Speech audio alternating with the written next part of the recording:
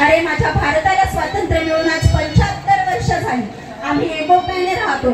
वसुधैव कुटुंबकम हा नारा तुम्ही केला. वसुधैव कुटुंबकम हा नारा तुम्ही केला, पण माझ्या हिंदू आणि मुस्लिमांना एकमेकांमध्ये भिडवताय. म्हणूनच मोदीजी नकोय आता तुम्हाला सरकार. नहीं चाहिए आपकी सरकार मोदीजी, नहीं चाहिए आपकी सरकार. क्यों नहीं चाहिए मोदी जी की सरकार? क्यों नहीं चाहिए हमें मोदी जी की सरकार?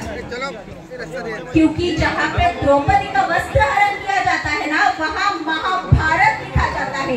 जहाँ पे द्रौपदी का वस्त्र हरण किया जाता है, वहाँ पे महाभारत लिखा जाता है. इसीलिए नहीं चाहिए मोदी जी आपकी सरकार. नाही पाहिजे मोदीजी तुमचं सरकार. नाही पाहिजे मोदीजी आता आम्हाला तुमचं सरकार. कारण आमच्या निष्ठावंतांच्या घरी तुमच्या सरकारी यंत्रणा ठाण मांडून बसताय.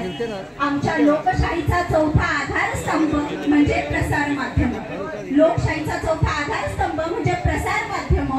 पण ह्या प्रसार माध्यमांवर भ्याडपणे हल्ले केले जात आहेत. म्हणून नकोय आम्हाला मोदीजी तुमचं सरकार. 21 न्यायाधीश सांगतात. अरे आपले 21 न्यायाधीश सांगतात की आम्ही न्याय देऊ शकत नाही. आमच्यावर वरून दबाव आणला जातो. जिथे माझी न्याय व्यवस्था धोक्यात आहे ते सरकार आता आम्हाला नकोय. जिथे माझी न्याय व्यवस्था धोक्यात आहे ते सरकार आम्हाला नकोय. गेल्या काही दिवसांपूर्वी